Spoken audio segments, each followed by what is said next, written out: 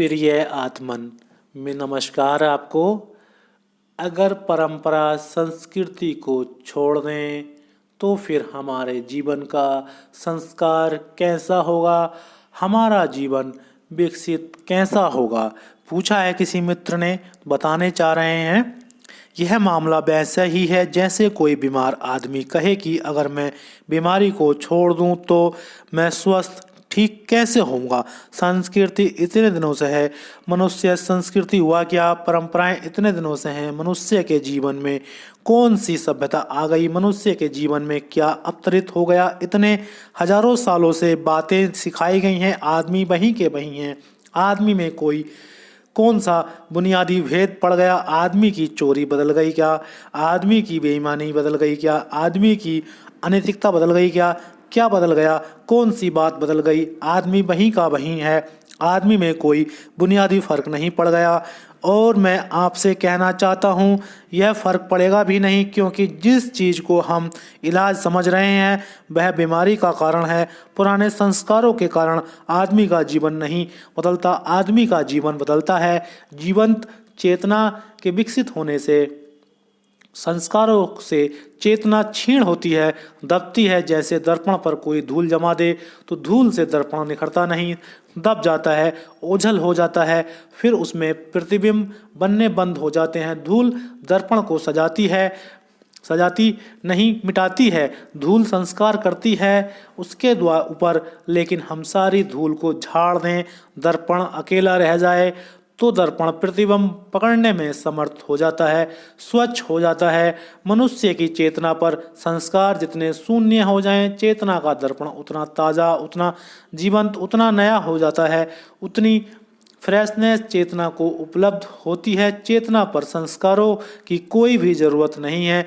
चेतना पर तो जितने संस्कार शून्य हो, चेतना जितनी अनकंडीशन हो, उतनी ही चेतना जीवन ताजी और नई होती है। लेकिन इसका क्या मतलब?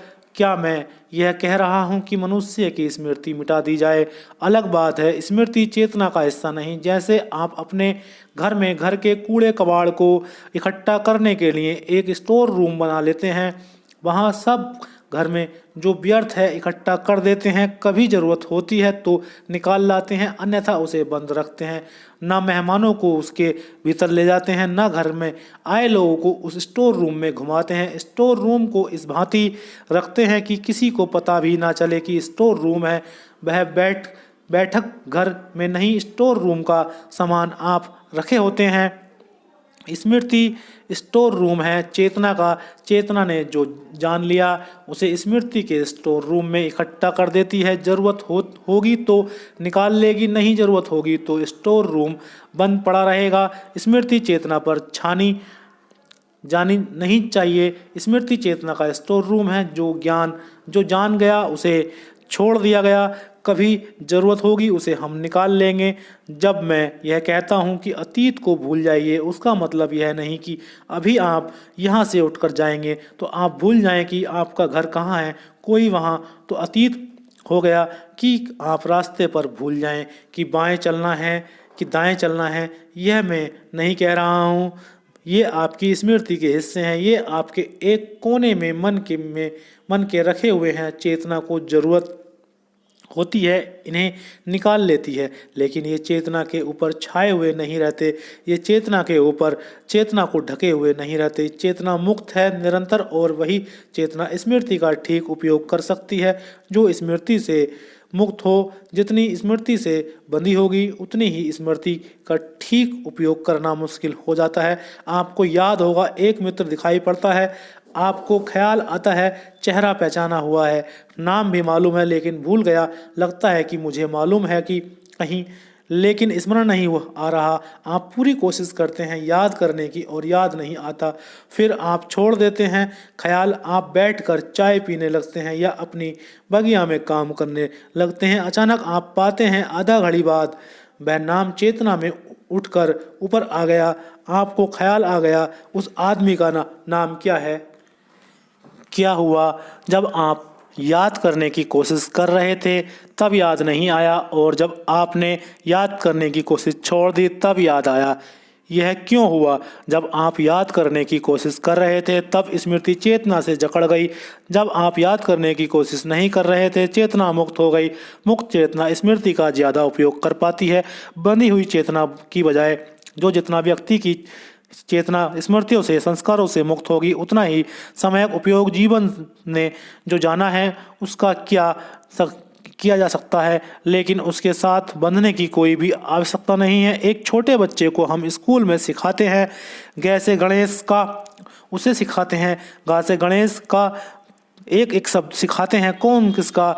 अगर बड़ा होकर भी वह जब पढ़े तो पढ़े कि गा से गणेश का, तो हम कहेंगे यह बच्चा पागल है, भूल जाना था कि ग से गणेश होता है, ग से गणेश भूल जाना था, ग रह जाना था। गणेश को भी अगर पकड़ लिया जाए तो बहुत मुश्किल हो जाएगा। तो जो तरकीब हमने ग सिखाने के लिए ईजाद की थी वही तरकीब ग को नष्ट करने का कारण हो जाएगी। स्मृतियाँ, संस्कार, उपयोगिताएं उनकी यूटिलिटी है, लेकिन वे चेतना के बंधन नहीं बन जाने चाहिए। चेतना उनसे जकड़ नहीं जानी चाहिए। चेतना हमेशा मुक्त होनी चाहिए। जितनी चेतना मुक्त होगी उतने प्रतिक्षण जीवन से आते नए संस्कारों को अंगीकार कर सकेगी। जितनी मुक्त होगी उतना अंगीकार कर सकेगी, और अंगीकार करके अगर उनसे जकड़ जाएगी तो आगे के द्वार फिर बंद हो जाएंगे। संस्कारों को आने दें और स्मृति के कोषगृह में जाने दें और चेतना को मुक्त रहने दें।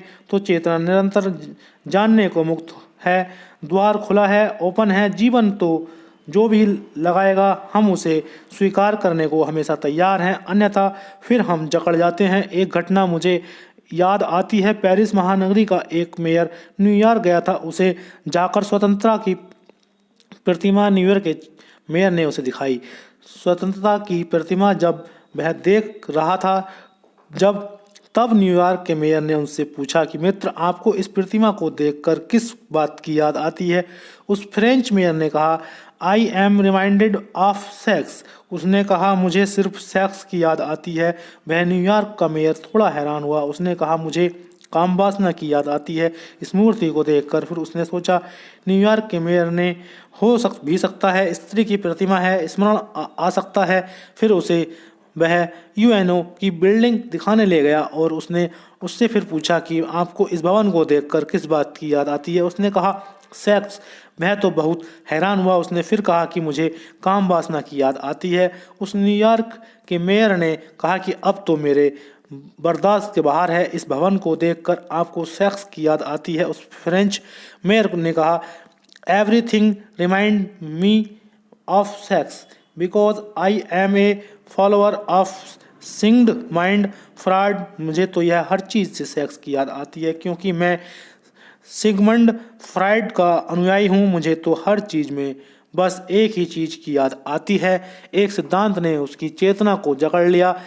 अब हर चीज़ को देखना है तो वही सिद्धांत बीच में खड़ा हो जाता है। हर चीज़ को देखता है तो वह फॉलोवर है किसी का। कोई संस्कार उसने जोर से पकड़ लिया है। चेतना पर एक संस्कार छा गया है। हमें क्रोध आएगा, उस आदमी पर हमें हैरानी होगी, लेकिन गीता से जो पकड़ा जाता है उसे हर चीज़ में गीता की याद आती है, तब हमें हैरानी नहीं होती। जो आदमी रामायण से जकड़ा जाता है उसे जीवन का कोई भी मसला हो, रामायण की चौपाई फ़ौरन याद आ जाती है, तब हमें ख्याल नहीं आता कि यह आदमी जकड़ा गया है। जो आदमी मार्क्स से जकड़ जाएगा उसे कुछ भी बात हो जाए उससे कम्युनिस्ट निकलता हुआ मालूम होता है। ये सारी चेतनाएं कंडीशन हो गई हैं, ये किसी संस्कार से जकड़ गई हैं। इन्होंने किसी परंपरा को पकड़ लिया है, अपनी स्वतंत्रता खो दी है, और अब जीवन को जिस ढंग से भी वे देखेंगे वह पुराना नक्श, वह पुरानी पकड़ हमेशा बीच में आ जाएगी। कोई चश्मा आँख पर हो गया, अब उससे ही वे देखेंगे। यह देखना दूषित देखना है, यह देखना दर्शन नहीं, यह देखना अंधापन है। एक आदमी बहुत दिन से गाय खरीदने की सोच रहा था। उसने बहुत पैसे इकट्ठे किए और फिर एक गाय खरीद लाया, लेकिन वह बहुत गरीब आदमी था। जहाँ से गाय खरीद कर लाया था वह राजमहलों की गाय थी। उसे अच्छे से अच्छा घास खिलाने को मिलता था। उस गरीब के पास तो भूसा सूखा भूसा था, उसके पास हरी घास नहीं थी। उसने गाय के सामने रखा। गाय ने खाने से इनकार कर दिया। गाय को तो हरी घास खाने की आदत थी, सूखा भूसा भी भोजन हो सकता है, यह उसकी कल्पना से बाहर था। उसने देखा वहाँ हरी घास नहीं है। उसने मुंह एक तरफ फेर लिया। एक दिन बीत गया, 2 दिन बीत गए। वह गरीब आदमी तो घबरा गया। गाय तो बीमार पड़ने लगी। उसने गांव के एक फकीर से जाकर पूछा कि मैं क्या करूं बे, मैं बड़ी मुश्किल में पड़ गया हूं। मैं गरीब आदमी हूं, मैं राजमहल की गाय खरीद लाया हूं। गरीब आदमी अक्सर ऐसी भूल में पड़ जाते हैं, राजमहलों की गायें खरीद लाते हैं, फिर पीछे पछताते हैं, मैं क्या करूं। और उस फकीर ने कहा, तू एक काम कर, बाजार से जाकर हरे रंग का एक चश्मा खरीद ला और गाय को पहना दे। उसने कहा, क्या गाय धोखा खा जाएगी? उस फकीर ने कहा, आदमी धोखा खा जाता है, गाय का क्या है। वह चश्मा हरे रंग का खरीद लाया। गाय कंडीशंस है, गाय को हरी घास ही भोजन मालूम पड़ती है और कोई चीज़ भोजन मालूम नहीं पड़ती। हरी घास देखने की बड़ पकड़ है, उसकी चेतना पर हरी घास दिखाई पड़नी चाहिए, काम हो जाएगा। वह आदमी विश्वास तो नहीं हुआ, लेकिन मजबूरी थी। एक चश्मा खरीद लाया और गाय की आंख पर पहना दिया और वह देखकर हैरान हुआ। गाय चश्मे के लगाते ही भूसे को चरना शुरू कर दिया। अब उसको अपनी आंख से जो देखना था, देखने की आदत थी, वह दिखाई पड़ने लगी और वो चारा चरना शुरू कर दी। अब उसको अपनी आंख से जो देखने की आदत थी वह दिखाई पड़ने लगा, हरी चीज़ें दिखाई पड़ने लगीं। हम सब भी इसी तरह कंडीशन है। अगर कुरान हमारे सामने कोई रख दे तो गीता पढ़ने वाले को कुरान में कुछ भी नहीं दिखाई पड़ता, सूखा भूसा दिखाई पड़ता है, हरी घास नहीं दिखाई पड़ती। लेकिन कोई विनोबा या कोई और कुरान में से वे पंक्तियाँ निकाल कर रख दे जो गीता में लिखी हुई हैं, फिर हरी घास दिखाई पड़नी शुरू हो जाती है।